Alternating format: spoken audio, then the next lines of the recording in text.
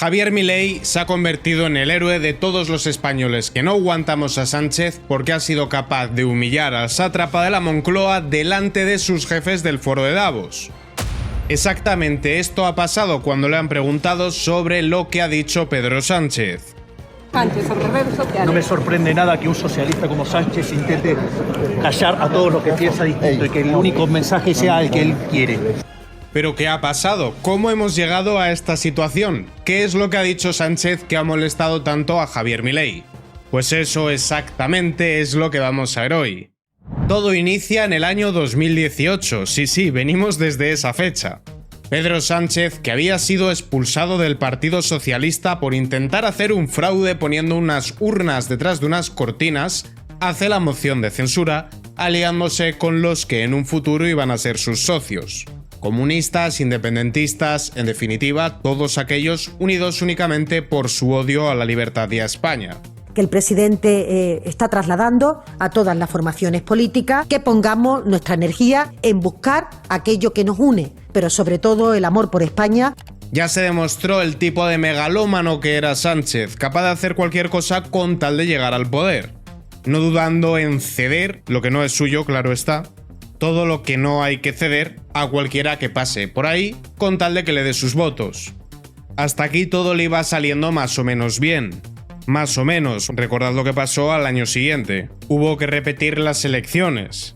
Ya en 2020, después de haber dicho que con Podemos no, terminó pactando con ellos y así tuvimos el primer gobierno de coalición. Gobierno plagado de concesiones a los radicales. No olvidemos las leyes que salieron de Podemos, como la ley del solo sí es sí. Muchos titulares escandalosos, pero todavía no se conoce una sola reducción de penas. Y no se va a conocer. Es propaganda machista. Y ya las cosas le empezaron a salir mal. Entonces Pedro Sánchez se acordó de sus dos referentes intelectuales, Hugo Rafael Chávez Frías y cierto pintor austriaco con un bigote distintivo, peculiar.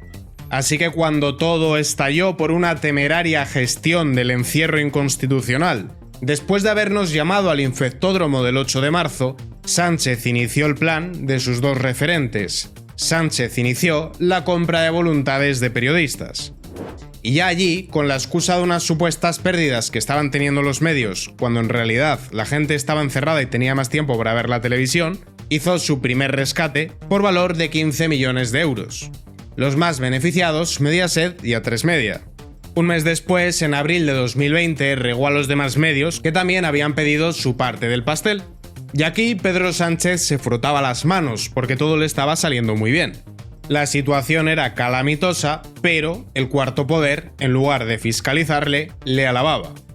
Poco o nada importaban las restricciones, las compras de material sanitario o lo que pasaba en las residencias de ancianos, porque el relato estaba de su lado. ¿Quién nos iba a decir que poco tiempo después íbamos a enterarnos de por qué esas urgencias, esas prisas y esos contratos con el material? Un año después las cosas iban todavía peor, así que Sánchez repitió la jugada y regó con todavía más dinero a los medios. Los ingresos del sector audiovisual habían crecido un 5%, pero sobre todo por las subvenciones. Las subvenciones públicas fueron la principal fuente de ingresos del sector audiovisual en 2021. Beneficios de 2.129 millones de euros. Por culpa de las restricciones, muchos autónomos tuvieron que cerrar sus negocios. Muchas personas perdieron su empleo. Pero, si le bailabas el agua a Sánchez, te hacías de oro. También aquí se inicia la polémica con la reforma laboral. Tuvo efectos negativos sobre la creación de empleo, pero ya tenía a los medios de su lado. También hubo una crisis en Ceuta, demostrándonos que nuestro país había perdido la capacidad para poder gestionar las fronteras. De hecho, un año después Marruecos nos la jugó. Conocimos que se había espiado a políticos españoles, incluyendo al propio Pedro Sánchez. Y el propio Pedro Sánchez decidió repetir la jugada. Así se reparte la publicidad institucional. Dinero público regalado a medios afines. El dinero público no es de nadie. Esta frase de Carmen Calvo resume a la perfección la opacidad en determinadas partidas públicas. Así las cosas, el país iba francamente mal. Pero Sánchez iba controlando el relato y además nos estamos acercando a los escándalos más jugosos y a la primera aparición de Javier Milei. Es aquí cuando Sánchez entendería que no era el genio estratega que él se pensaba. Tras ese espionaje, Sánchez ratificó su apoyo a la propuesta marroquí sobre el Sáhara, o dicho de otra manera, cambió la postura tradicional que habíamos mantenido los españoles, incluyendo la de su propio partido. Pero no pasa nada. Las mayores partidas de dinero para los medios de comunicación estaban por llegar, que llegaron a empequeñecer todas las otras partidas que había destinado previamente. Llegan las elecciones municipales y autonómicas y los españoles le dan una patada en el trasero a Sánchez. El PSOE es expulsado de prácticamente todos los municipios y comunidades autónomas. A Sánchez no le queda más remedio que adelantar las elecciones y, como hasta ahora le había salido bien, decide volver a regar con dinero a todos los medios de comunicación. Los medios de comunicación reciben 1.100 millones en subvenciones y ayudas de las administraciones públicas. ¿A dónde va la publicidad institucional en España? Los pagos a medios que el gobierno oculta. Por primera vez, El Confidencial accede a más de 6.900 pagos a medios realizados desde la Moncloa. 190 millones más. Y de repente, todo salta por los aires. Inicia el caso mediador Tito Berni. Tráfico de influencias y varios diputados señalados. Sin embargo, mágicamente y tras esta gran inyección de dinero consigue salvar los trastos. No se sabe muy bien ni cómo, pero cuando Sánchez parecía derrotado, consigue convencer a Junts, PNV y Bildu de que le apoyen. A Esquerra y Sumar no los cuento porque los dábamos ya por sentados. Viene la ley de amnistía, algo que supuestamente no iba a ocurrir. Los que conocíamos a Pedro Sánchez y qué tipo de mafia es el PSOE sabíamos que iba a pasar. Sánchez vuelve a las andadas y reactiva una ayuda de 100 millones de euros a la digitalización de los medios de comunicación que ya había articulado Calviño. Y los medios, en lugar de hablar de la amnistía, hablaron de Rubiales y del pico que le dio a Jenny Hermoso. No voy a dimitir. No voy a dimitir.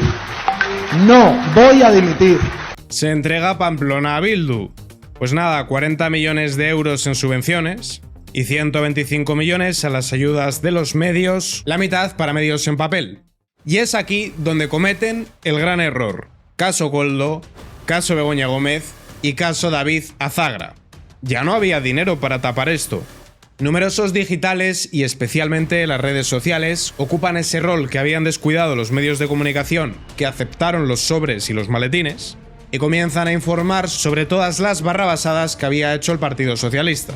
Se empieza a hablar de que todo el entorno de Pedro Sánchez ha sido beneficiado, de que cuando nos tenían encerrados se dedicaron a cobrar comisiones. Se empieza a hablar del rescate a Air Europa, de los negocios de Begoña, de la colocación de su hermano. Y entonces Pedro Sánchez, acostumbrado a que cuando faltaba recibía moderación, la otra mejilla, comete el error de abrir un foco contra Javier Milei. Esto fue lo que dijo Óscar Puente. Hay gente muy mala que siendo ella misma ha llegado a lo más alto. Milei, por ejemplo, Trump, no sé si tendrán asesores. Yo a Milei, desde luego si tiene asesores, yo creo que no escucha mucho, ¿no? Yo he visto a Milei en una tele y yo dije, según le estaba oyendo, ¿os acordáis cuando salió, no sé en qué estado y previa a la ingesta o después de la ingesta de qué sustancias, pero salió a decir aquello que dijo a los pocos días antes de yo dije, es imposible que gane las elecciones, es imposible que un tipo... Y Milei internacionalizó los escándalos del PSOE. Le respondió con contundencia. Comunicado oficial.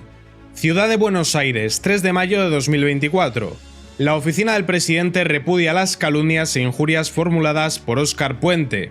El gobierno de Sánchez tiene problemas más importantes de los que ocuparse, como las acusaciones de corrupción que caen sobre su esposa, asunto que le llevó incluso a evaluar su renuncia.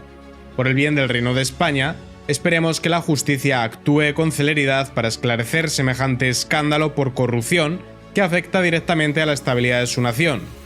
Pedro Sánchez ha puesto en peligro la unidad del reino, pactando con separatistas y llevando a la disolución de España, ha puesto en riesgo a las mujeres españolas permitiendo la inmigración ilegal de quienes atentan contra su integridad física y ha puesto en peligro a la clase media con sus políticas socialistas que solo traen pobreza y muerte.